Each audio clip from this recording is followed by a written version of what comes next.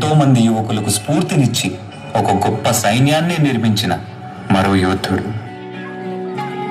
ఎంత ధైర్యం రా నీకు! మా బ్రిటిష్ గవర్నమెంట్ కే ఎదురు తిరుగుతారా? ఎవరిని చూసుకోనిరా ఈ ధైర్యం? చెప్పకపోతే ఇక్కడే చంపేస్తాం. వందే మాతరం! మాకు ఈ ధైర్యాన్ని ఇచ్చింది నేతాజీ సుభాష్ చంద్రబోస్ గారు రా. ఇప్పుడు చెప్పండి రా, వందే మాతరం! వందే మాతరం! వందే మాతరం!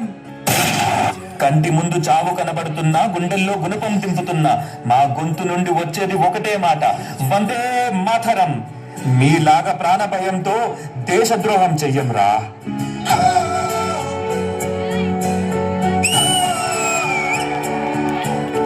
तुम मुझे खून दो, मैं तुम्हें आजादी दूंगा.